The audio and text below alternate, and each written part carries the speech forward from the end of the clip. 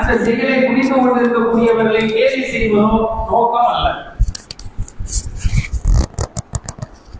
முழுக்க முழுக்க இஸ்லாத்தினை தூய்மையான வடிவில அதனை அறிந்து கொண்டதோடு மாத்திரம் அல்லாமல் நாம் அமல் செய்யக்கூடியவர்களாக நாம் இருக்க வேண்டும். எல்லா நபர்களும் முஸ்லிம்களாக இருக்கக்கூடிய மக்களிடம் போய் எப்பொழுதெல்லாம் விதத்தை குறித்து நாம சொன்னாலும் ஒரு விஷயத்தை நம்மள்கிட்ட சொல்லுவாங்க. என்ன சொல்லுவாங்கன்னா, நாமெல்லாம் ஒரே அல்லாஹ்வை வணங்கிக்கிட்டு இருக்கிறோம், ஒரே தூதர் தான், ஒரே குரான் தான், ஒரே கலிமா தான் அப்படின்னு சொல்லுவாங்க. உண்மைதான், எல்லாத்துக்குமே ஒரே இறைவன் தான், ஒரே வேதம் தான், ஒரே தூதர் தான், அதில் எந்த மாற்று கருத்தும் கிடையாது.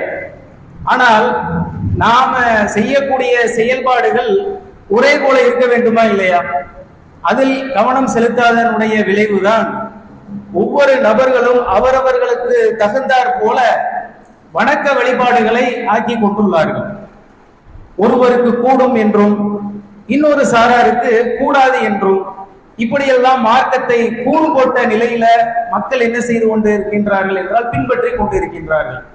சும்மா சாதாரணமாக நடைமுறையிலேயே நீங்க பாருங்க, பின்னம் பெரிய அளவுக்கு இபாதத்துகள் உள்ள நம்ம போய் நுழைஞ்சு அதனை குறித்த ஆய்வுகள் எல்லாம் தெரிவதற்கு முன்னதாக எது சாப்பிடலாம் சாப்பிடக்கூடாது என்ற விஷயத்தை பொறுத்தவரை இலகுவான முறையில எளிமையான முறையில நாம அறிந்திருக்கக்கூடிய ஒரு விஷயத்தை கூட இமாம்களாக இருக்கக்கூடியவர்கள், மார்க்கம் கற்றறிந்து மக்களுக்கு தெளிவான முறையில எடுத்துரைக்கக்கூடியவர்கள் என்ன மாதிரியான ஒரு நிலைமைக்கு உள்ளாயிட்டாங்கன்னா, அதில் குழப்பம் செய்யக்கூடிய வகையிலையும் ஒரு கேள்வி கேட்டா அவர்கள் நமக்கு மத்தியில இன்னொரு வித்தியாசமான விசித்திரமான கேள்வியை கேட்கக்கூடிய நிலையை தான் வளமையாக நம்ம பார்க்கிறோம்.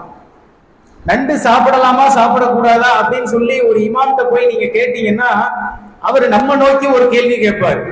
ஒரு உணவு சாப்பிடலாமா சாப்பிடக்கூடாதா, ரசூலுல்லாஹ் சொல்லி இருக்கிறாங்களா அல்லது தடுத்து இருக்கிறாங்களா அப்படின்றதுக்காக தானே மார்க்கம் தெரியாத நம்மை போன்றவர்கள் என்ன செய்யறோம், அவங்கள்ட்ட போய் கேட்கிறோம்.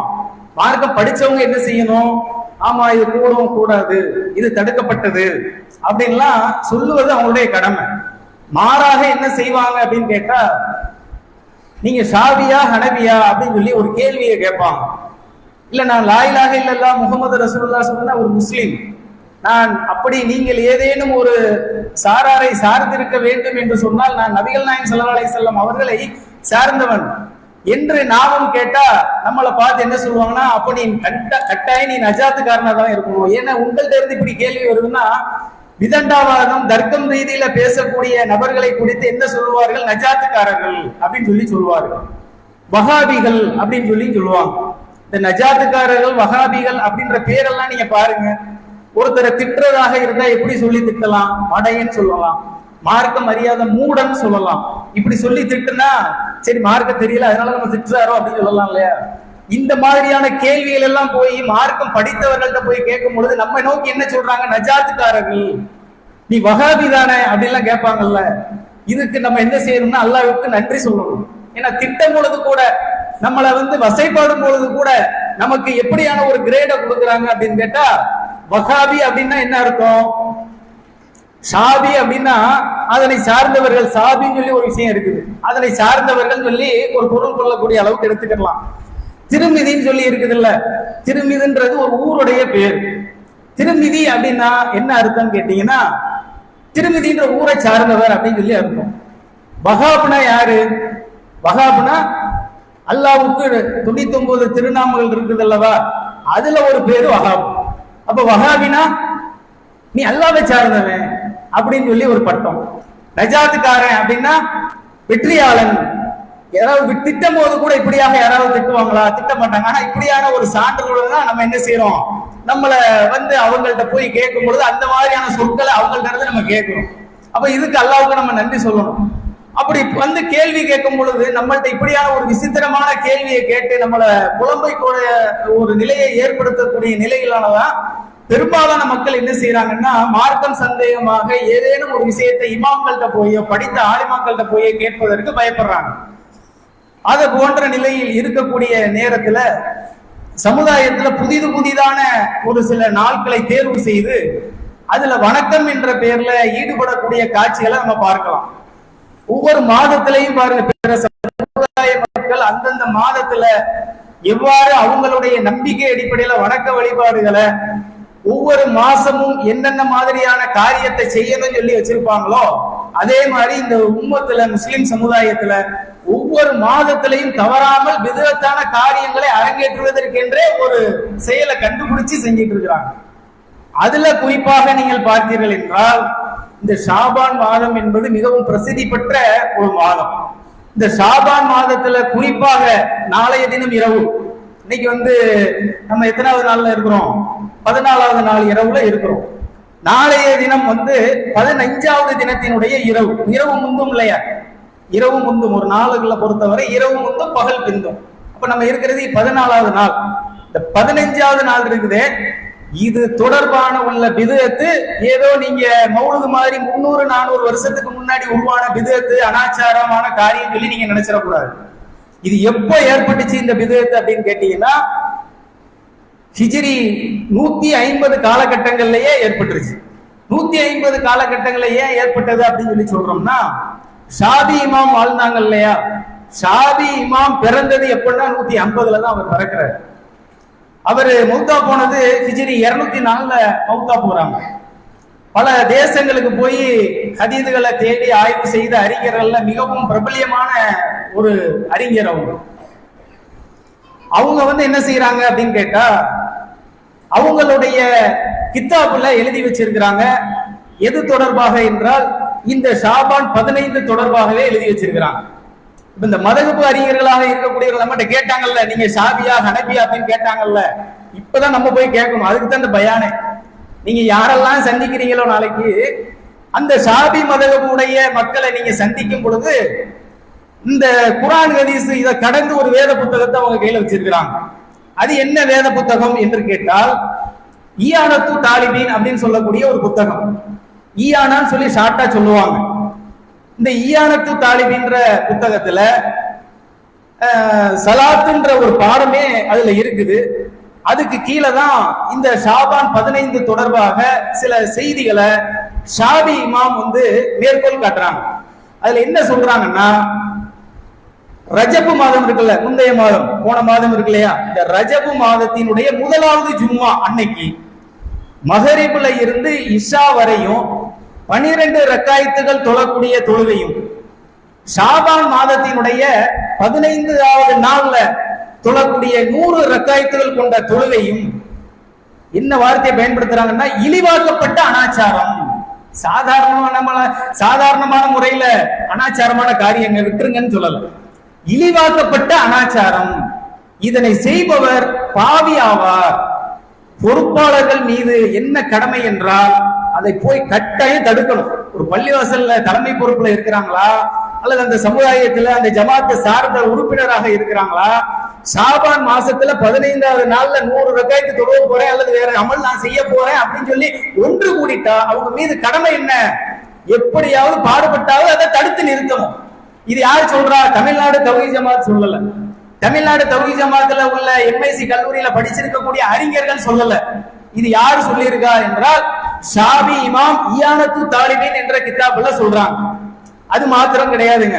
இந்த ஷாபி இமாம் ஈயானத்து தாலிபீன்ல இன்னொரு விஷயத்தையும் சொல்றாங்க. அதுல என்ன சொல்றாங்கன்னா, இந்த ஷாபான் மாதத்துல பகல் தினத்துல நோன்பு பிடிக்கிறாங்கல்ல, இதுவும் அனாச்சாரமான காரியம் அப்படின்னு சொல்லி அந்த நூல்ல சொல்றாங்க.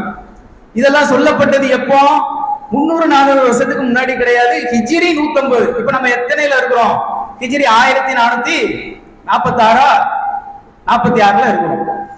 1446 இப்ப இருக்கிறோம். நாம இப்பயும் ஷாபான் 15ல அனாச்சாரமான காரியங்கள் கூடாதுன்னு சொல்லி பிரச்சாரம் பண்றோமா? அதே ஷாபி இமாம் 150 ஹிஜ்ரியில அவங்க பிரச்சாரம் செஞ்சிருக்கிறாங்க. அவங்களுடைய நூல்ல எழுதியிருக்கிறாங்க, இப்படி எல்லாம் செய்யக்கூடாதுன்னு சொல்லி இருக்கிறாங்க. இது சம்பந்தமாக ஏன் நம்ம இன்னைக்கு கூட்டணும் அப்படின்னா, இது லைவ்ல போட்டோம். இந்த ஊரை பொறுத்தவரை சிவகாசியில இதுல இருந்து ஒரு 7 வருஷத்துக்கு முன்னாடி இதே மாதிரி நம்ம என்ன செஞ்சோம்னா ஒரு துண்டு பிரசுரம் போட்டோம். இதே செய்தியை மேற்கோள் காமிச்சு போட்டோம். இந்த செய்தியில நீங்க குர்ஆனையும் பின்பற்றது கிடையாது, ஹதீஸையும் பின்பற்றது கிடையாது, மதகுப்பு நூலைத்தான் பின்பற்றீங்க. ஆனால் உங்களுடைய மதகுப்பு நூல்லையே இப்படியான செய்திகள் இருக்குது. இதெல்லாம் வச்சுக்கிட்டு நீங்க அமல் செய்றீங்களே, இது கூடுமா? ஏன் மக்களை வழிகெடுக்கிறீங்க? அனாச்சாரமான காரியத்தின் அடிப்படையில் அமல் செய்வது என்பது மார்க்கத்தில் நிரந்தரமான மார்க்கத்துல நரகத்துல கொண்டு போய் சேர்க்கக்கூடிய ஒரு காரியம் அப்படின்னு சொல்லி நாம ஒரு துண்டு பிரசுரம் போட்டோம். போட்ட உடனே அந்த இமாம் இன்னைக்கு இருக்கிறார் பள்ளிவாசல்ல, இன்னைக்கு அந்த இமாம் இருக்கிறார். அவரு அந்த நம்பரை பார்த்து போன் அடிக்கிறாங்க. நாமும் அந்த இடத்துக்கு போறோம். இந்த நோட்டீஸ போட்டது யாரு அப்படின்றாங்க. நம்ம தான் போட்டோம்னு சொல்றோம். இத தொகுத்த அறிஞர் யாருன்னு கேட்ட உடனே நம்ம ஜமாத்தினுடைய தலைமையில உள்ள பொறுப்புல இருக்கக்கூடிய அறிஞரை நம்ம சொல்றோம். அவங்க நம்பரை கொடுங்கன்னு கேட்கிறாங்க. நம்பரை கொடுக்குறோம், பேசுறாங்க. பேசுனா அதுல அவங்க கேட்கிறாங்க, சில கேள்விகள் கேட்டாங்க. கேட்கும் பொழுது இந்த நூல்ல தான் இருக்குது, இயானத்து தாலிபின் இருக்குல்ல. அவங்க என்ன சொல்றாங்கன்னா, இயானத்து தாலிபின்னா இயானா தானே, முழு பேரு நம்ம சொல்றோம். அவங்க என்ன சொல்றதுன்னா மேற்ற விட்டுறது. பேர் இயானான்னு சொல்றதை நீங்க எப்படி இயானத்து தாலிபின்னு சொல்ல முடியும்? நாம போட்டது இயானான்னு போட்டுக்கிறோங்க நோட்டீஸ்ல. சொன்னது இயானத்து தாலிபின்னு சொல்லி அவங்க சொல்றாங்க. இயானத்து தாலிபினுக்கு நீங்க இயானான்னு போட்டா, இந்த ஷேக் அப்துல்லா ஜமாலி கூட நம்ம ஜமாத் ரீதியில விவாதம் செய்யும் பொழுது இப்படிதான் அவர் காமெடி அடிப்பார். என்ன செய்வாருன்னா, நீங்க நசாயின்ற கித்தாப நசையின்னு போடுறீங்க அப்படின்னு சொல்லுவார். மேற்று என்னது ரெண்டாவது உச்சரிப்போ, ரெண்டாவது அதெல்லாம் வேற விஷயம். சொல்லக்கூடிய மேற்றதுல இருக்குதா இல்லையா அப்படின்றத குறிப்பாக எடுத்துக்கோங்க. இந்த கித்தாப்புல இருக்குது. இன்னொரு கூடுதலான விஷயம் என்னன்னா, இந்த இயானத்து தாலிபின்ற கித்தாப்பு 2 கண்ட்ரிகள்ல 2 நாடுகள்ல இது அச்சடிக்கப்பட்டிருக்குது. ஒண்ணு இந்தியாவுல, இன்னொன்னு துருக்கியில. இந்த 2 இடத்துலயும் உள்ள மூல நூல் உங்கள்ட்ட இருக்குதா அப்படின்னு சொல்லி நம்ம தரப்புல கேட்கப்படுது. ஆமா, எங்கள்கிட்ட டெல்லி பதிப்பு இருக்குது. நம்ம அதுல பக்கம் உட்பட போடுறோம். இது 27வது பக்கத்துல இருக்கு. இன்னைக்கு வரைக்கும் நீங்க வெப்சைட்ல போய் ஷாபி மதகுனுடைய இயானத்து தாலிபின்ல அந்த ஷாபான் மாதம் 15வது நாள் குறித்து உள்ள அனாச்சாரத்தை குறித்து நீங்க தேடுனீங்கன்னா பக்கம் 27ன்னு காமிக்கும். ஆனால் இப்ப அவங்க கையில வச்சிருக்கக்கூடியது துருக்கி பதிப்பாக இருக்கலாம் அல்லது டெல்லி பதிப்பாக இருக்கலாம். டெல்லினா இந்தியாவில் உள்ள பதிப்பு. இதுல 2 ஏதேனும் ஒரு இடத்துல வித்தியாசம் இருக்கும்.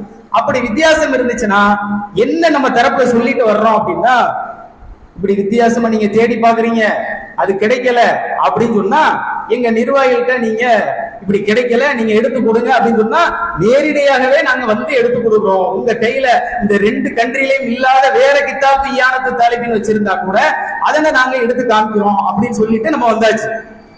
அன்னைக்கு நைட்டு தாங்க நம்ம ஊர்ல ஷாபான் 15 சபை பராத் இரவு தொழுகை நடக்குது. அந்த தொழுகையின் போது அவர் ஆற்றாரு உரையாற்றாரு. நாங்க அவர்களை கூப்பிட்டு கேட்டோம், ஒரு ஆதாரமும் இல்ல.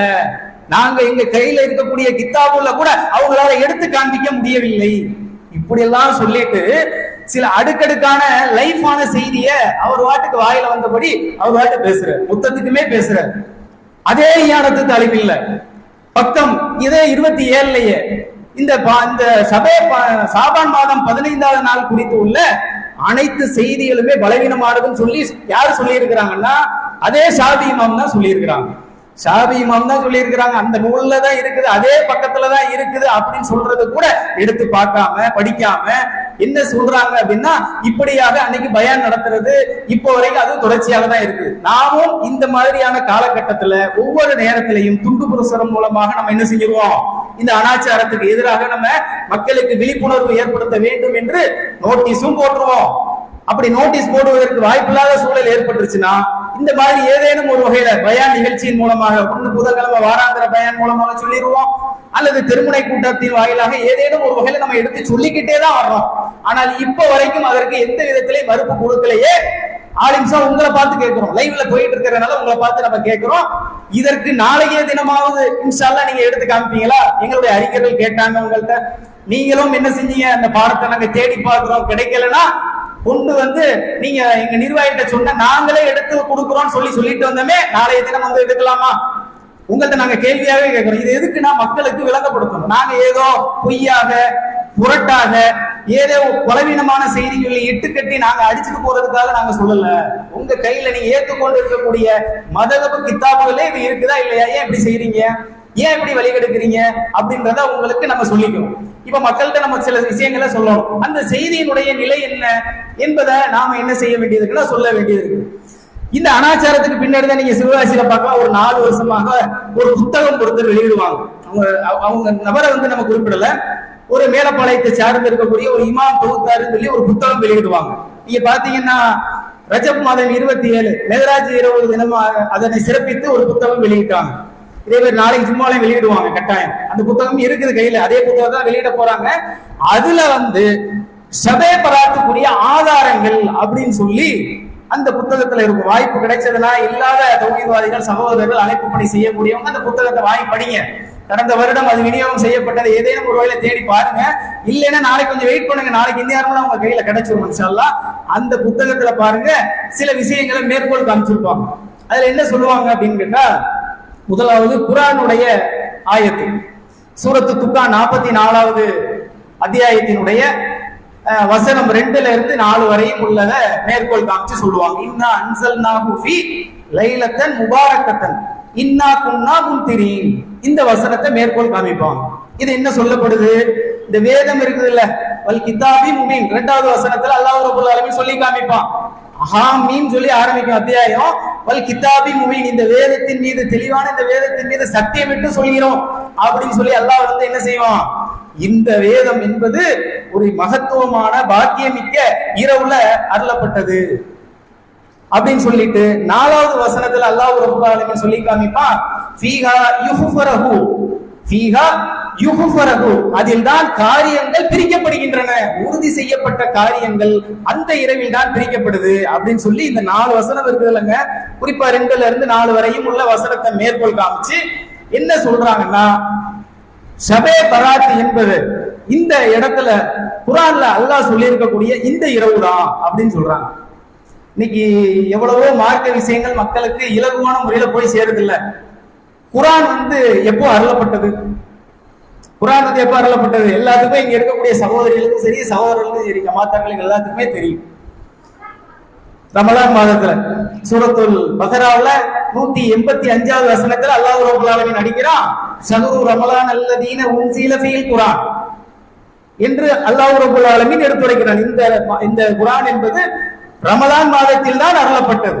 ஹுதல் லின்னாஸ் வ பையினாத்தி மினல் ஹுதா வல் ஃபுர்கான், இது தெளிவுபடுத்தப்பட்டது, நேர்வழியை தெள்ள தெளிவாக அறிவிக்கக்கூடியது.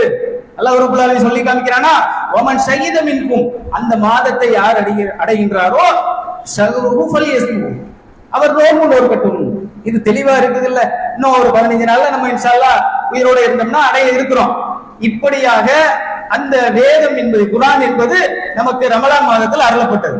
சரி, இரவுல அருளப்பட்டதுன்னு சொல்லி மேற்கோள் காமிக்கிறாங்களா? ரமலான் மாதத்துல இருந்ததுன்னா அந்த வசனத்தை பொறுத்தளவு இல்ல, இது வேற இரவு அப்படின்னு சொல்லக்கூடிய அளவுக்கு இருக்குதா அப்படின்னு பார்த்தா, இதே ரமலான் மாதத்துல கடைசி 10 நாள்ல ஒரு ஒற்றைப்படை இரவுல அருளப்பட்டது. இன்னா அன்ஸல்நாஹு ஃபீ லைலத்தில் கத்ர். அந்த அந்த சூரா எல்லாத்துக்கும் பெரும்பாலும் தெரியும்ல. ஒரு மகைப்புடைய தொழுகையாக இருந்தாலும், ஒரு சுன்னத்தான தொழுகையாக இருந்தாலும், பெரும்பாலும் இந்த சூறாவை நம்ம என்ன செய்வோம்? ஓதி தொழுவோம். இந்த சூறா என்ன சொல்லுது? ரமலான் மாதத்துல குர்ஆன் அருளப்பட்டது, அது ஒரு இரவுல அருளப்பட்டதுன்னா அது லைலத்துல் கத்ர் என்ற இரவாக அல்லாஹ் ரப்பல் ஆலமீன் சொல்லி காமிக்கிறான்.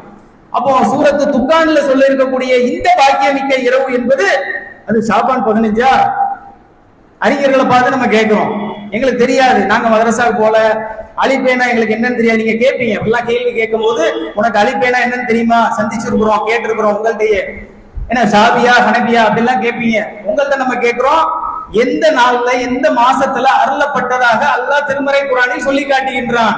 ரமலான் மாதத்தில் அருளப்பட்டது, அது லைலத்துல் கத்ர்ல தான் இருக்குது அப்படின்னு சொல்லிட்டு சூரத்துல் துக்கான்ல கூடுதலாக என்ன செய்யறான்னா, அதில் உறுதி செய்யப்பட்ட காரியங்கள் பிரிக்கப்படக்கூடிய மகத்தான ஒரு இரவு அப்படின்னு சொன்னா அது ஷாபான் 15 ஆகுமா? அப்படி சொல்றதுக்கு ஏதேனும் ஒரு விளக்கம் இருந்ததுன்னா நீங்களும் நானும் கையில மடியில போட்டு சொல்லக்கூடாது. அல்லாஹ்வுடைய தூதர் சொன்னாங்க அப்படின்றதுக்கு ஒரு ஆதாரத்தை என்ன செய்யணும்னா ஹதீஸ்கள்ல இருந்து எடுத்து காமிக்கணும். அப்படி ஹதீஸ்ல எங்கேயாவது இருக்குதா அந்த விளக்கம்? எங்கேயுமே கிடையாது. இது முதலாவது விஷயம். இந்த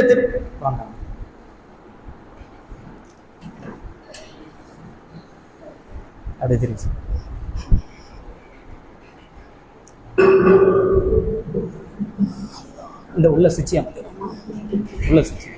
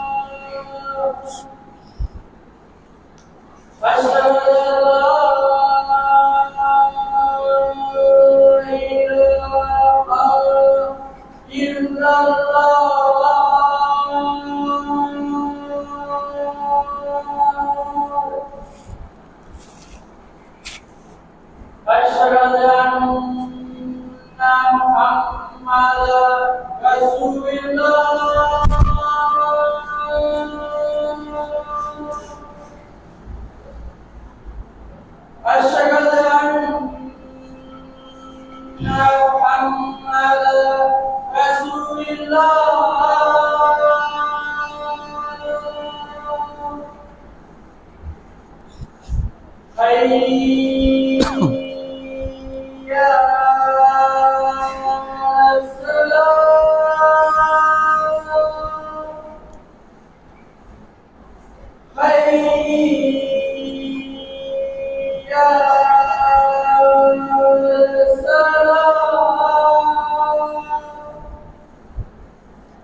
ஒரு மீட்டிங்கில் இருக்கிறேங்க, கூப்பிட்றேன்.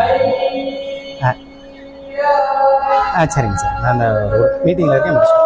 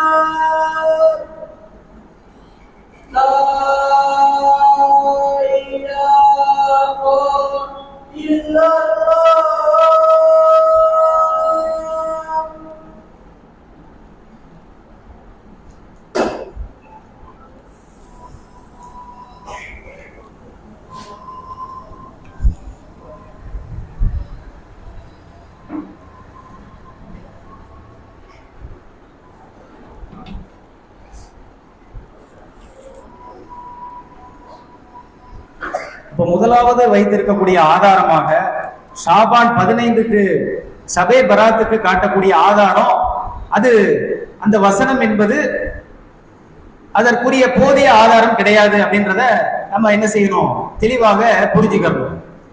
அதற்கு பின்னதாக அந்த புத்தகத்துல நீங்க பாத்தீங்கன்னா, அந்த புத்தகத்தில் உள்ள மாதிரினா இப்போ ஒரு 4-5 நாளைக்கு முன்னதாக சுன்னத் ஜமாத்தினுடைய மிகப்பெரிய ஒரு அல்லாமா உல்லமான்னு சொல்லக்கூடிய ஒரு இமாம் சதீதுத்தீன் பாக்கவின்னு சொல்லக்கூடியவங்க ஒரு வீடியோ ஒன்று வெளியிட்டு இருக்கிறாங்க. அந்த வீடியோல ஒரு 7 நிமிஷம் வரைக்கும் சில செய்திகளை அவங்க வந்து மேற்கோள் காமிக்கிறாங்க. இதுவும் அதை நம்ம சொல்லியிருக்கக்கூடிய செய்திகள்லே தான் இருக்கு. நம்ம இதுக்கு முன்னாடி போட்டிருக்கக்கூடிய துண்டு பிரசுரங்கள்ல இருக்குது. அதே மாதிரி இதே மாதிரியான உள்ள பயான்கள் எப்பொழுதெல்லாம் நடத்தப்படுமோ அதுல ஃபுல்லாமே என்ன செய்யப்பட்டிருக்குன்னா தெளிவு செய்யப்பட்டிருக்கு. இதுல ஒரு விஷயத்தை நம்ம எதுக்காக சொல்றோம்னா, அவர் ஆரம்பிக்கும் பொழுதே என்ன சொல்றாருன்னா, ஏப்பா கொஞ்சமாவது இந்த இரவுல ஏதோ உட்கார்ந்து 1 மணி வரைக்கும் மொபைல்ல உட்கார்ந்து நோண்டிக்கிட்டு வீடியோ தேவையில்லாத காட்சிகளை பார்த்துக்கிட்டு பொழுத கழிக்கிறத விட ஒரு பள்ளிவாசல்ல தொழுகைக்காக கூப்பிடுறாங்க, வந்து இபாதத்து செஞ்சோமா, திக்ர் செஞ்சோமா, திக்ர் மஜ்லிஸ்ல ஈடுபட்டோமா, ஒரு தஸ்பீஹ் நபில் தொழுதமா அப்படின்னு சொல்லிட்டு நீங்க போக வேண்டியதானே. இதை விட்டுட்டா இந்த இதுல வந்து ஆதாரம் இருக்குதா, அவரு இவரு அப்படின்னு சொல்லிட்டு அவர் வாட்டுக்கு முதல்ல அந்த ஒரு சில விஷயங்களை பீடியாக அவர் சொல்லிட்டு சில விஷயத்தை மேற்கோள் காமிக்கிறாங்க. சிகாவு சித்தான்னு சொல்லக்கூடிய ஒரு 6 ஹதீஸ் தொகுப்பு கொண்ட நூல் இருக்குது இல்லையா, ரொம்ப பிரபலியமான நூல், எல்லாத்துக்குமே தெரியும். நீங்க எந்த ஒரு செய்தியை குறித்து ஒரு பயான்ல நீங்க கேட்கறதா இருந்தாலும் இந்த 6 நூலுக்குள்ள வராம எந்த செய்தியுமே என்ன செய்ய முடியாதுன்னு நம்ம சொல்ல முடியாது. அந்த அளவுக்கு ஒரு உள்ளடக்கிய நூல் அந்த சிகாவு சித்தான்னு சொல்லக்கூடியது. அதுல பிரபலியமானது எல்லாருக்கும் தெரியும் புகாரி முஸ்லிம். அது ரெண்டத்தையும் நீங்க ஓரமா வச்சிருங்க, அதெல்லாம் நான் சொல்றேன். நான் புகாரி முஸ்லிம் இது அல்லாம இப்னு மாஜா, அதே மாதிரி நசை, இந்த மாதிரியான கித்தாபுகள்லாம் என்ன செய்யப்பட்டிருக்கும்னா அதுல உள்ள செய்திகள் அதுல சேர்க்கப்பட்டிருக்கும். இப்படி சிகாவு சித்தால குறிப்பா திருமதி இமாம் சொல்லி இருக்கக்கூடிய செய்தியைத்தான் முதலாவதாக அவர் என்ன செய்யறாருன்னா மேற்கோள் காமிக்கிறார். அந்த கித்தாப்பு நம்ம பள்ளியிலே இருக்குது, தேவைப்படுறவங்க எடுத்து பாருங்க. 739வது செய்தியாக அந்த ஷாபான் 15 குறித்து உள்ள ஒரு செய்தி இடம் பிடிச்சிருக்கு.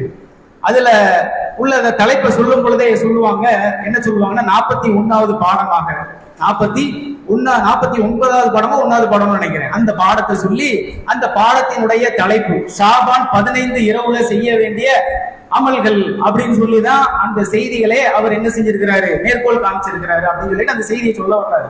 முதலாவதாக அந்த தலைப்பு விஷயமாக நம்ம ஒரு விஷயத்தை சொல்லியே ஆகும். பொதுவாக சமுதாயத்துல ஒரு நடைமுறை ஏதேனும் ஒரு அனாச்சாரமான காரியங்கள் நடந்தேறுது அப்படின்னு வைங்களேன், அந்த நடைமுறையை மேற்கோள் காமிச்சுதான் ஒரு அரபு கித்தாப ஒரு மொழியில மொழிபெயர்க்கும் பொழுது அதை என்ன செய்வாங்கன்னா அறிஞர்கள் அதை தலைப்பாகவே கொள்வாங்க, தலைப்பாகவே இடுவாங்க. புரியுற மாதிரி சொல்லணும்னா புகாரி கித்தாப் இருக்குல்ல, முதல் பாகத்தை எடுத்து பாருங்க. 31வது தலைப்பு தராஃபிக் தொழுகைன்னு வெளியே பாடம், பேர் வந்து என்ன இருக்குன்னா தராஃபிக் தொழுகை அப்படின்னு இருக்கும். நம்ம என்ன கேட்கிறோம்னா தராஃபிக்ன்றது மூல சொல்ல வருதா, அரபுல நீங்க எடுத்து காமிச்சிருக்க பார்ப்போம். 20 ரக்காயத்துக்கு ஆதாரம் சொல்லிட்டு தராஃபிக்ன்ற தொழுகை இல்லவே இல்லைன்னு சொன்னாங்க. தராஃபிக்ன்ற வார்த்தையே குர்ஆன்லயும் கிடையாது, ஹதீஸ்லயும். உண்மைதான், தராஃபிக்ன்ற சொல்லு அப்படியான சலாத்துல் தராஃபிக் சொல்லக்கூடிய அளவுக்கு எந்தவித சொல்லையுமே என்ன செய்ய முடியாது, குர்ஆன்லயே பார்க்க முடியாது, ஹதீஸ்லயே பார்க்க முடியாது. இப்படி நம்ம சொல்லி மக்களுக்கு நேர்வழி காட்டக்கூடிய வகையில அந்த செய்தியெல்லாம் சொல்லும் பொழுது இந்த 31வது அத்தியாயத்தினுடைய அந்த தலைப்பின் கீழே தராஃபிக் தொழுகையை குறித்துள்ள பாடம் தானே வருது அப்படின்னு சொல்லி அவங்க சொல்லுவாங்க. உண்மையிலே குர்ஆன்ல அந்த ஹதீஸ்ல அரபு மூலத்துல அப்படி இருக்கானா இல்ல. இது ஏன் அப்படி எழுதுவாங்கன்னா, வளமையாக நடைமுறையில இருக்கக்கூடிய ஒரு செயலை பார்த்துதான் அறிஞர்களாக இருக்கக்கூடியவர்கள் தலைப்பிடுவாங்க. அப்படி தலைப்பிட்டதுதான் திருமதி மாதிரியான ஹதீஸ் கிரந்தங்கள்ல ஷாபான் 15 குறித்து ஷபே பராத் என்ற பெயர்ல, ஷபே பராத் என்ற சொல்லும் நீங்க என்ன செய்ய முடியாது, குர்ஆன்லயே பார்க்க முடியாது, ஹதீஸ்லயே பார்க்க முடியாது. தராஃபிக் சொல்லி எப்படி நீங்க பார்க்க முடியாதோ, ஏன்னா ரசூலுல்லாஹ் பயன்படுத்தி இருக்கணும்ல, பயன்படுத்தி இருந்தாதான் நம்மளுக்கு மார்க்கமாக ஆகும். இந்த சொல்லே பாரசீக சொல்லுன்றாங்க. ஷபே பராத் என்ற பெயர்ல கூடிய எந்தவித வாசக பிரயோகங்களுமே அரபு சொல்லு கிடையவே கிடையாது அப்படின்றத முதலாவது நம்ம என்ன செஞ்சுக்கிறோம்னா விளங்கிக்கிறோம். இப்ப மேட்டருக்கு வந்துருவோம். அதுல திருமதியுடைய ஹதீஸ்ல ஆயிஷா ரலியல்லாஹு அன்ஹா அறிவிக்கக்கூடிய ஒரு செய்தி இடம் பிடிச்சிருக்கு. அது பிரபலியமான ஒரு செய்தி தான். அது என்ன அப்படின்னு கேட்டா, ரசூலுல்லாஹ் ஆயிஷா அம்மையார் வீட்டுல தங்கக்கூடிய முறை. அங்க வந்திருக்கும் பொழுது ரசூலுல்லாஹ் வீட்டுல இருக்கக்கூடிய நேரத்திலேயே கொஞ்சம் நீண்ட இரவுக்கு பின்னதாக பாக்குறாங்க, பக்கத்துல ஆளை காணோம். எங்க போயிருக்காங்கன்னு பார்த்தா பக்கத்துல பகீஉல் கர்கத்னு சொல்லக்கூடிய ஒரு இடத்துக்கு போய் நின்று அங்கே பிரார்த்தனை செய்து கொண்டிருந்தாங்க. அப்ப ஆயிஷா அம்மையார் அவங்க கேட்டாங்க என்ன வரும் அப்படின்ற போது, இது ஷாபான் மாதத்தினுடைய 15வது நாள். இந்த நாள்ல இறைவன் முதல்வாவது வானத்து வரையும் இறங்கி அல்லாஹ் யாரேனும் என்னிடம் பாவ மன்னிப்பு கேட்பவர் யாரேனும் உண்டா, அவர்களுக்கு நான் பாவங்களை மன்னிக்கிறேன், எந்த அளவுக்கு மன்னிக்கப்படுது அப்படின்னு சொல்லக்கூடிய உதாரணத்திற்கு பனு கல்பு சொல்லக்கூடிய கோத்திரத்தினருடைய ஆட்டு ரோமங்களின் அளவுக்கு எல்லாருடைய பாவங்களும் அன்றைய இரவு என்ன செய்யப்படுகிறது, பாவங்களுக்கு மன்னிப்பு வழங்கப்படுகிறது அப்படின்னு சொல்லக்கூடிய இந்த செய்தி இருக்குது. செய்தி இருக்குது இல்ல, ஒரு செய்தி சரியா தவறா அப்படின்னா அந்த ஹதீஸை எழுதினவங்க கூட சில நேரத்துல செய்தின்னு சொல்லிட்டு போயிடுவாங்க. மற்ற அறிஞர்கள் என்ன செய்வாங்கன்னா அந்த மேற்கோள் காமிச்சு எந்தெந்த வகையில இது தவறு அப்படின்னு சொல்லி விளக்குவாங்க. இது ஒரு வகை ஹதீஸ் கலையில. ஆனால் திருமதி ஹதீஸ்ல இவர் மேற்கோள் காமிச்சார்ல, இந்த திருமதி இமாமே என்ன செஞ்சிருக்கிறாங்கன்னா அந்த ஹதீஸுக்கு கீழே அது பலவீனமான செய்தின்னு சொல்லி இருக்கிறாங்க. அதுல யாரெல்லாம் இடம் பிடிச்சிருக்கிறாங்க அப்படின்னு பார்த்தா, யஹ்யா பின் அபி கஸீர் சொல்லக்கூடியவர் உருவா என்பவரிடம் இருந்து எந்த விதத்திலையும் அவர் கேட்கவே இல்லை அப்படின்னு சொல்றாங்க. யஹ்யா பின் அபி கஸீர்ன்றவங்க உருவா என்பவரிடம் இருந்து எந்த விதத்திலையும் அவர் கேட்கவே இல்லை அப்படின்னு சொல்லக்கூடிய அடிப்படையில இந்த செய்தி என்னவாக ஆகுது, பலவீனம் அடைகின்றது அப்படின்னு சொல்லி யாரு சொல்லி இருக்கிறதாக மேற்கோள் காமிக்கிறாங்க, புகாரி இமாம் சொல்லி இருக்கிறதாக மேற்கோள் காமிக்கிறாங்க. புகாரி இமாம் எப்படியான நபர் தெரியுமா, அதையும் இந்த இடத்துல நம்ம புரிஞ்சுக்கணும். அவங்கள்ட்ட நீங்க செய்தியெல்லாம் அவங்களுடைய மனநத்தன்மை அறிவு எப்படி எந்த அளவுக்கு இருந்திருக்கிறாங்கன்றதை நீங்க பாருங்க. சனது இருக்குல்ல, அறிவிப்பாளர்கள் தொடர், ஒரு தொடரை நீங்க எடுத்துட்டு போய் புகாரி இமாம் உட்கார வச்சுக்கிட்டு அவர்கிட்ட அந்த சனதை மட்டும் நீங்க சொல்லி காமிங்க. ரசூலுல்லாஹ், அபூபக்கர் ரலியல்லாஹு அன்ஹு, அதுக்கடுத்து பின்னாடி இருக்கக்கூடிய தாபி, தபோ தாபி, இப்படின்ற ஒரு 5-6 லிஸ்ட நீங்க வரிசையாக புகாரி இமாம்கிட்ட படிச்சு காமிச்சா அவர் என்ன தெரியுமா செய்வார், அவருக்கு உள்ள அறிவு என்ன தெரியுமா, அந்த செய்தியை சொல்லுவாருங்க. அந்த செய்தி எந்தெந்த ஹதீஸ் கிரந்தங்கள் எல்லாம் இருந்தது, எதுவெல்லாம் அது பலவீனமான நிலையை அடைஞ்சது, அதுல நான் எதெல்லாம் விட்டேன். அவர் தொகுத்திருக்கிறது 7000 சொச்சம் ஹதீஸ். அவர் மனப்பாடம் செஞ்சு அறிவிப்பாளர் அடிப்படையில் வச்சிருந்ததெல்லாம் எண்ணிக்கை எத்தனை லட்சக்கணக்கில் வச்சிருந்தாரு. அவர்கிட்ட வேற ஒரு ஹதீஸ் கிரந்தங்கள்ல இருக்கக்கூடிய விஷயத்தை எடுத்துக்கொண்டு போய் நாம அவர்கிட்ட கேட்டோம்னா, சனதை மட்டும் சொல்லி நீங்க கேட்டீங்கன்னா அவர் அடிப்பாரு, இது பலவீனமான செய்தி. இந்த விஷயத்தை தான் திருமதி இமாம் என்ன செய்யறாங்க, இங்க கொண்டு மேற்கோள் காமிச்சு இது ஏற்றுக்கொள்ளப்பட முடியாத ஆதாரமற்ற பலவீனமான செய்தி அப்படின்னு சொல்றாங்க. அப்ப என்ன ஆயிப்போச்சு, இதை வச்சு அமல் செய்ய முடியுமா? ரசூலுல்லாஹ் செஞ்சது செய்யாததெல்லாம் ஏங்க பதிவு செய்யப்பட்டிருக்கு? ஆதாரபூர்வமான செய்தியாக இருந்தால் மட்டும்தான் நாம் அமல் செய்யணும். எதனால அப்படி ஆச்சு தெரியுமா? குர்ஆன் மட்டும்தான் எழுத்து வடிவில் ரசூலுல்லாஹ் இருக்கும் போதே பதிவு செய்து கொண்டு வந்துட்டாங்க. ஹதீஸை எழுதி வைக்க வேண்டாம்னாங்க. ஏன் எழுதி வைக்க வேண்டாங்கன்னா, குர்ஆனுக்கு மாற்றமாக உங்களுடைய பேச்சு இருக்காது, அதை வச்சு நம்ம என்ன செஞ்சிடலாம், ப்ரூஃப் பண்ணிடலாம் அப்படின்றத அல்லாஹ்வுடைய தூதர் விளைச்சு வச்சிருந்தாங்க அந்த மக்கள்கிட்ட. அதனாலதான் ஹதீஸை என்ன செய்யாதீங்க, நீங்க எழுதாதீங்க, அது குர்ஆனோட மிங்கில் ஆயிரும் அப்படின்னு சொல்லிட்டு குர்ஆனை மட்டும்தான் எழுத சொன்னாங்க, ஹதீஸை எழுத சொல்லவில்லை. ஹதீஸை எழுத சொல்லலன்றதுனால இந்த மார்க்கத்துல ரசூல்லாவுடைய காலத்துக்கு பின்னாடி என்னென்ன மாதிரியாலதான் பித்தலாட்டத்தை ரசூல்லா பேர்ல கட்டவிழ்த்து விட்டார்கள் தெரியுமா? யூதர்களும் நசாராக்களும் எந்த மாதிரியெல்லாம் இந்த ஹதீதுகளை குறித்து ரசூல்லா சொன்னதாக அவர்கள் இட்டுக்கட்டினார்கள் என்று சொன்னால், சுரக்கா தின்னா சொர்க்கம் போகலாம். யார் சொன்னா? ரசூல்லா சொன்னாங்க. ஒருத்தர் சுரக்கா வியாபாரி சுரக்கா விற்கணும்ல, அப்ப என்ன செய்யறது? ரசூலுடைய பேரை பயன்படுத்துறது. அதோட பாருங்க, இன்னமும் ஒரு ஒழுக்கமற்ற காரியத்தை சொல்லியிருக்காங்க. ரசூல்லா சொன்னதாக பதிவு செஞ்சிருக்காங்க. உங்களுக்கு பார்வை கூர்மையான முறையில இருக்கணுமா? இன்னைக்கு கேட்டா ஒரு லென்ஸை மாட்டுங்க, எந்த பாயிண்ட் கம்மியா இருக்குதோ அதுக்கேற்ற மாதிரி கண்ணாடியை போடுங்கன்னு சொல்லுவாங்க. ஆனா ரசூல்லா சொன்னதாக சொல்லி இருக்கிறாங்கன்னா எப்படி சொல்றாங்க? ஒரு அழகான பொண்ணு போதா, நீங்க பாருங்க, உங்களுக்கு பார்வை கூர்மையாயிரும். யார் சொன்னாடா? ரசூலுல்லாஹ் சொன்னாங்க. இது சனதோட இருக்குதுங்க, சனதோட இருக்குது. அப்ப இது யாருக்கு சொன்னாங்க? அவங்கள பிடிப்பாங்க. இவர் பொய்யர், இவர் தவறான முறையில் அறிவிக்கக்கூடியவர், இவர் சொல்றதெல்லாம் ஏத்துக்கிறதெல்லாம் முடியாது அப்படின்னு சொல்லி, இப்படிதான் நல்லறிஞர்களாக இருக்கக்கூடியவர்கள் அவங்களுடைய வாழ்க்கையவே அதற்காக அர்ப்பணிச்சாங்க. புகாரி இமாம்லாம் பாத்தீங்கன்னா அவங்க கல்யாணம் முடிஞ்சதாகவே நம்ம பார்க்க முடிய மாட்டேங்குது வரலாற்றுல. முழுக்க முழுக்க அர்ப்பணிப்பு என்னது? ரசூலுல்லாஹ்வுடைய ஹதீஸை தேடி தேடி தேடி தேடி அலைஞ்சு இவ்வளவு தூரத்துக்கு வந்து நம்மள்ட்ட கொண்டு வந்து கொடுத்துருக்காங்கன்னா, ஒரு தௌஹீத்வாதி இன்னைக்கு அவங்களுக்கு பெரிய நன்றி சொல்லணுங்க. அவங்களுக்காக அல்லாஹ்ட்ட நம்ம துஆ செய்யணும். அப்படியாக்கும் புகாரி இமாமினுடைய நிலை என்பது. இதுக்காக தான் ஹதீஸ்ல வந்து சஹீஹ் லைஃப் இப்படின்னு சொல்லி பிரிச்சு வச்சிருக்காங்களே தவிர வேற நோக்கம் கிடையாது. நல்லது எது, ரசூலுல்லாஹ் சொன்னது எது, சொல்லாதது எது, அமல்களின் அடிப்படையிலையும் கூட பிதஅத் வரும். அமல்களின் அடிப்படையில கூட பலவீனம் வருங்க. தொழுங்க அப்படின்னு சொல்ற அவர் சொல்ற மாதிரி அந்த வீடியோல அந்த சதுர்த்தின் பாக்கவி அந்த இமாம் சொல்ற மாதிரி தொழுறதுனால என்ன ஒண்ணும் இல்ல. ஆனால் ரசூலுல்லாஹ் என்ன எச்சரிச்சாங்க? வஷர்ருல் உம்ரி முஹதஸாத்துஹா வ குல்ல முஹதஸத்தின் பித்ஆ வ குல்ல பித்ஆத்தின் லலாலா வ குல்ல லலாலத்தின் ஃபின்னார். மார்க்கத்தில புதிதாக உருவாகக்கூடிய வணக்க வழிபாடு இருக்குது இல்ல, இதைத்தான் நாம உங்கள்ட்ட இருந்து நாம அஞ்சுறோம், எச்சரிக்கிறோம். ஒரு பயான துவங்கும் போதும் சரி, முடிக்கும் போதும் சரி, இந்த டாபிக்கை ரசூலுல்லாஹ் கொண்டு வராம எந்த உரையுமே முடிச்சது இல்ல அப்படின்னு சொல்லி நம்ம வரலாற்றுல பாக்குறோம்னா, ஹதீஸ் நூல்ல பாக்குறோம்னா, எதனால அது சொல்றாங்க? இது மந்திரத்துக்காகவா? இது ஒரு சடங்கு சுலோகத்துக்காகவா, சடங்குக்காகவா? இல்ல, இதுலதான் மக்கள் வந்து என்ன செஞ்சு போயிடுவாங்க. ஏன் அப்படி வந்து அல்லாஹ் ஆக்கி வச்சாங்கன்னா, இந்த மார்க்கத்தை வெள்ளை வெளியேறு என்று உங்களிடம் நான் விட்டு செல்கின்றேன், இதில் இரவும் கூட பகலாக காட்சியளிக்கும் சொல்லி ரசூலுல்லாஹ் சொன்னாங்க. கண்ணை மூடிட்டு சொல்லலாம் இது பொய்யான செய்தி. இன்னைக்கு இவை அப்படி சொல்ல முடியுது. அதுக்கு காரணம் இந்த சனது அப்படியெல்லாம் அறிஞர் பெருமக்கள் அவ்வாறு என்ன செய்திருக்கிறாங்க, அமைச்சிருக்கிறாங்க.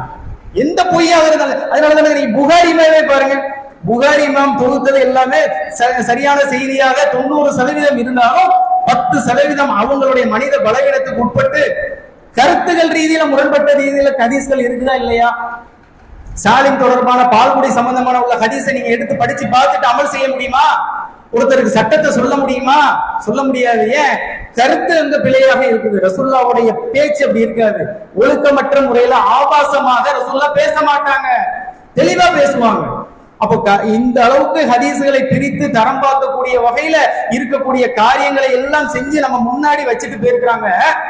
ஷாபான் மாதம் 15வது நாள் வந்து விட்டால் அன்றைய தினம் சபே பராத்தி என்ற பெயரில் தனியாக பிரத்யேகமாக ஒரு அமலை செய்து கொண்டிருக்கின்றார்கள். 1000 ரக்காய் 1000 தடவை குல் ஹுவல்லாஹ் சூரா 100 ரக்காயத்தை ஓதி துவங்குமா. முஸன்னஃப் இப்னு அபி ஷைபா அப்படின்னு சொல்லக்கூடிய ஒரு நூல்ல இடம் பிடிச்சிருக்கு. இதையும் மேற்கோள் காமிச்சு பேசுவாங்க. ஷாபான் மாதத்துல அதிகமான அளவிற்கு ரசூலுல்லாஹ் என்ன செஞ்சாங்கன்னா நோன்பு வச்சாங்க அப்படின்னு செய்தி இருக்கும். அதுவும் என்னவாக இருக்கின்றதுன்னா இட்டுக்கட்டப்பட்ட செய்தி. இதே ஈயானத்து தாலிபின் கிதாபுல இந்த ரசூலுல்லாஹ் சொன்னதாக ஷாபான் மாதம் 15வது நாளுக்கு அப்புறம் நோன்பு நோக்காதீங்கன்னு சொன்னாங்க ரசூலுல்லாஹ். அந்த இது செய்த நான் இறுதியா சொல்றேன், நோன்பு நோக்காதீங்கன்னு சொல்லி ரசூலுல்லாஹ் எப்ப தடை பண்றாங்க? ஈயானத்து தாலிப், இது ஹதீஸ்கள்ல கிடையாதுங்க. ஈயானத்து தாலிபின்ல ஷாபி இமாம் எழுதியிருக்கக்கூடியதுல தடை எதுவென்றால், ஷாபான் 15 அடைஞ்சிட்டீங்களா, நீங்க ரமலானுக்கு ஆயத்தம் ஆயிக்கோங்க, நீங்க என்ன செய்ய வேண்டியது கிடையாது, நோம்பு நோக்காதீங்கன்னு நாங்க. இது ரசூலுல்லாஹ் சொன்னாங்கன்னு சொல்லி அவங்க கிதாப்ல எழுதி வச்சிருக்காங்க. நீ கரெக்டா எப்படி ஷாபான் மாசம் 15வது நாள் அன்றைய தினம் ஒவ்வொரு ஊர்லயும் ஒவ்வொரு விதமான அனாச்சாரம். நம்ம ஊர்ல என்ன அனாச்சாரம், நம்ம ஊரை பத்தி தான் பேசணும். வெளியூர்ல உள்ள விஷயத்தை நம்ம எதுவும் பேசிக்கிட்டு உள்ளூருக்குள்ள நேரடியாக தான் போட்டு உடைக்கணும். மகரிப்புல 3 யாசீன் ஓதக்கூடிய வளமை இது ஷாபி இமாமுடைய காலத்துல கூட கிடையாது. ஏன் அப்படி இருந்துச்சுன்னா அவர் அதை கண்டிச்சிருப்பார். அவர்களுடைய காலத்திலையும் கிடையாது. இதெல்லாம் இப்ப சமீபத்தில் உருவானது. எப்படி மற்ற யூதர்களும் நசாராக்களும் கல்லறை திருவிழாக்கள் என்ற ஒரு சில பண்டிகைகளை அவங்களுடைய கொண்டாட்டமாக கொண்டாடுறாங்களோ, அதே மாதிரி இங்க கல்லறை திருவிழா வழிபாடு எது? இந்த ஷாபான் 15. என்ன சொல்லுவாங்க, அன்னைக்கு யாராவது உங்க வீட்டுல மௌத்தா போயிருப்பாங்க, இந்த ஒரு வருஷத்துக்குள்ள அந்த கபராளிக்கு போய் நீங்க என்ன செய்யுங்க, யாசின் சூறாவை கொடுங்க. உங்களால